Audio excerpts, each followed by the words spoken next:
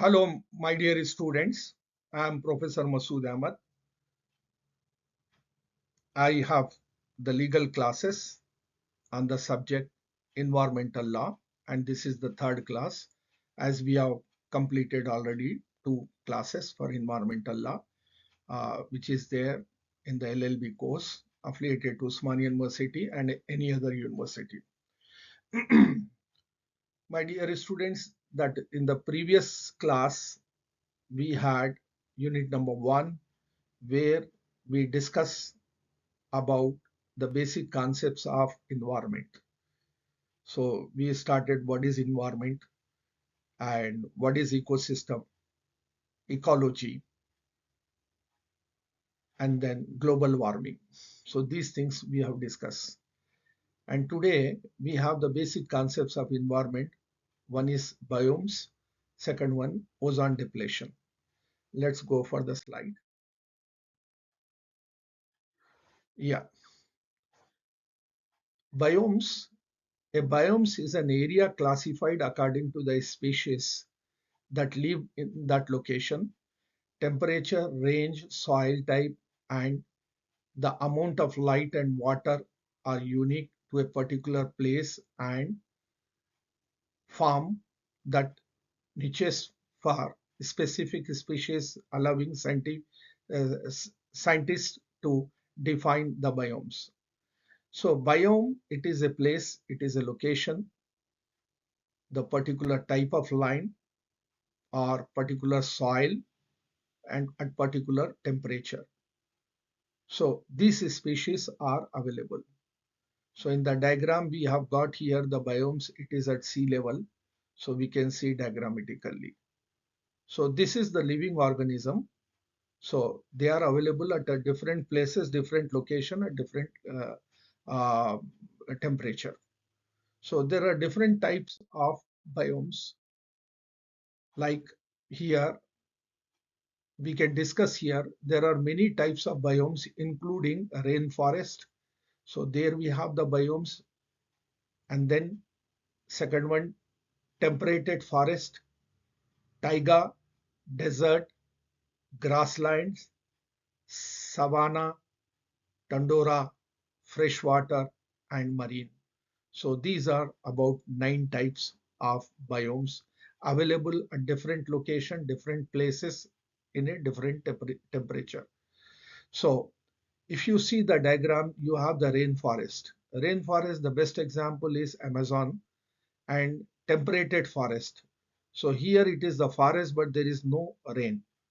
So taiga, it is the cold area where you will find the trees and grass, the taiga. And the fourth one, the biomes, that is the desert. The desert, it is the deserty area. You don't find the rain, you don't find the trees, you don't find the grass. Then you have the grassland. The grassland you have, it is the plain land where the grass is available. And then we have the savanna. This is the location where we find the biomes where we have the grass and trees. And then you have the tundra. Tundra is the place, it is the cold and chilly area, and it is the without grass and without trees. After that, we have the freshwater. Freshwater, here we have the freshwater, the moving water, maybe the river or any other place where we have the movement of the freshwater. And the last one, we have the marine. Marine, so it is usually we find in the sea and ocean. So here also we have the biomes. So there are totally, here we are discussing about 9 types and kinds of biomes. Okay, it depends upon the different location, different place, and different temperature. Uh, Ultimately, it is the different environment. Then let's go for the biomes world. This is the world map, and we can see where different types of biomes are located on the basis of continent, on the basis of country, on the basis of region. So here we have the different color. If you go to the dark green, that is the taiga. Taiga, it is we can see it is the Russia. Above Indian map, it is Russia. and then left hand side you have it is in Europe. And ice sheet and polar sheet. Ice sheet and polar sheet, you can see the world map, the bottom side. So it is have the whitish area. It is the Iceland, Greenland. That place is there. That is the ice sheet and polar desert. Then we have Tundra. Tundra, the color we have Tundra. It is above the taiga, the Russia and European part. Uh, this is the beginning of Asia, and the European part we have about the Tundra. And then we have Montano. It is the red color. It is a different classification. So it is alpine, tundra, and montano forest. So the red color, the darkest you have, it is the part of the America, and it is there. It is there in if you see the Indian map, it is there in the subcontinent also. And then you have in America, the South America, and then the part of Africa you have got little bit, and then mixed and deciduous forest. So it is the green color you have in Asia, you have in Europe. So this is that mix and deciduous forest. Uh, tropical rainforest, tropical rainforest you can find Southeast Asia. The green color you have, the medium green color, and then um, that I can show the exact place. Where is it? So here, these are the places you have, and here also you have got. So this is about uh, the tropical rainforest you have. So this is the place, tropical rainforest. Then you have steppe. Steppe, it is a different classification. So you will find in the Asia here, and you have in US and Europe, and even in Australia also you find. And then savanna you have savanna. Savanna here you have in Australia, savanna you have in Africa, and savanna you have the part of the America. So this is savanna. And then desert area you have, it is African country and part of Asia, and then you have even in Australia. So these things are there. Okay. The important one is taiga here, the dark green, so which we have already discussed. This is the taiga. So Iceland, the number one, the ice sheet here you have, it is Antarctica and the Greenland, Iceland you have, both the part you have. So this we can see the world map and the presence of biomes at different continent, different countries and the different cities. So these things are there. Then next, conservation and preservation of biomes. Because we share the world with many other species of plants and animals, we must consider the consequences of our actions over the past several decades. Increasing human activity has rapidly destroyed or polluted many ecological habitats throughout the world. It is important to preserve all types of biomes as each houses many unique forms of life. However, the continued heavy exploitation of the certain biomes, such as the forest, freshwater, and marine, may have the more severe implications. See, in the introduction itself, we have discussed that when we talk about the environment, okay, concern for the environment, so this is directly proportionate, or statistically we call it as there is a positive correlation between the status of environment and the population growth.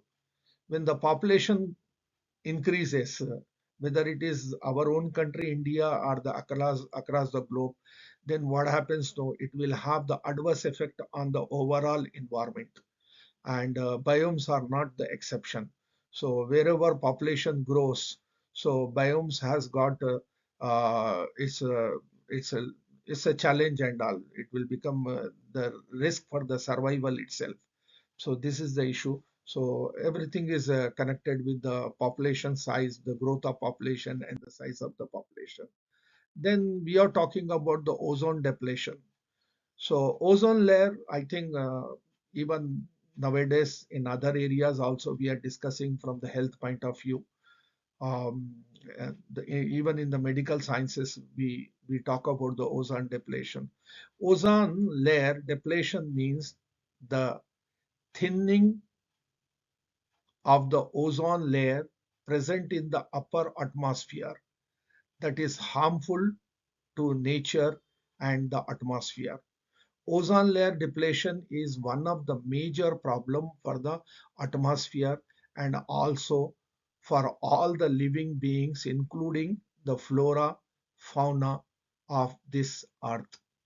So diagrammatically also we are seeing the earth and sun in between.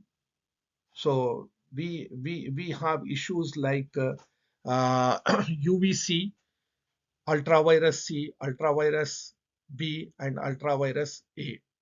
So this the that ozone layer, a different level, which is harmful for the atmosphere. So the scientists they have put a lot of efforts and the lot of studies were conducted that what is the impact of ozone layer on the atmosphere and even on the planet for the living things and non-living things. So the diagrammatically the different layer, how it is impacting the atmosphere and the earth itself, it is showing. But as per the definition for a layman, because this ozone depletion and ozone layer we are discussing in a law course, because we are not into the medical sciences and the life sciences and all. So for a layman or for a person who is concerned with the law and environmental law, so theoretically he should know ozone layer depletion means the thinning of the ozone layer present in the upper atmosphere that is harmful to the nature and the atmosphere. So this thing we should remember. So this is also a diagrammatic representation and what will be the impact of the ozone depletion. The ozone depletion can cause increased amounts of UV radiation to reach the earth, which can lead to more cases of skin cancer, contracts, cataracts, uh, impaired immune system. Too much exposure to UV is believed to be contributing to the increase in melanoma, the most fatal of all skin cancers. See, if you see the medical sciences from last few decades, there are more and more incidents of oncology, that is the cancer. So there are different types of cancer and different stages of cancer, and one of the emerging area it is the skin cancer. So skin cancer it has got some connectivity and some link with the ozone depletion. Not only the skin related issues, we call it as a dermatology issues in medical sciences, and apart from dermatology we have got some ophthalmological issues also. So because of that, no, you have the vision problem and you have the cataract problem, and you're not able to see, or you may have the partial blindness or the full blindness because of UV radiation. So because of that, in medical sciences also, a lot of research is going on to monitor and control the ozone depletion in order to have the health and happiness for the living things and non-living things and all. So this is very very important in case of environmental the environmental law also. So now let us discuss about the changing habit to the protect the ozone layer. So there should be some initiatives that how we are going to protect the ozone layer. So drive less nitrous oxide is now the largest ozone depleting substance released by the human activities as well as potent greenhouse gas, and it is produced in the internal combustion that powers most cars. In the use in the USA, about 5% of all nitrous oxide pollution comes from the vehicles. To reduce the amount of nitrogen oxide your car produces, and we have to consider these strategies actually. One is we have to consider the strategies to come that control or protect the ozone layer. It is the carpooling, public transport. So we should go for the carpooling instead of using the individual car. So suppose if it is a institution we are going or organization, so what we can do, we can pool a car. Four-person going four different cars, we can use only one car by pulling. And then second one, the public transport. The public transport, whatever is available, and most of the urban areas, they have got the road transport system and railway system, particularly the metro rail system. I think that we'll have to leverage. And then walking. So walking is also one of the important determinant for the health, apart from the environment. When we talk about the lifestyle, so lifestyle, one of the component for the lifestyle is the physical activity. So physical activity is the walking is it is the basic and normal activity for all the ages. Then biking, you have biking, mostly it is deals with the cycling. So this is also a form of physical activity. Driving a hybrid or electric car. Hybrid, it is a combination of fuel and electricity, or we can go for the electricity. And neutralize your vehicle's greenhouse gas emissions with a car carbon offset. Okay, so now when we go for the fuel also, if you go to the petrol bunk, then you have a normal conventional fuel and the green fuel you have got. So which will give the less emission and which is less harmful for the environment. Eat less meat. Uh, Nitrous oxide is also produced when uh, manure and decomposes, making poultry, beef, and dairy farms large producers of the gas. So wherever the breeding is going on for the beef and poultry, so and any other animal, so there we have got the uh, issue of the gases. Then buy local. The further your food and other goods to, uh, I think this uh, then instead of going for the junk food, we should go for the our conventional household food. So that may have less effect, adverse effect on the environment and all. So because if you use the household food, so then what happens? No, it is less harmful for the environment as compared to the you going for the easy food or the fast food or the junk food. So it will also have the impact on the environment and the ozone layer. So this is about uh, the few of the basic concepts of environment, particularly as we are into the first unit of environmental law. And today we were talking about the biomes and ozone layer. So thank you, my dear students, and let us meet in the next class. Thank you.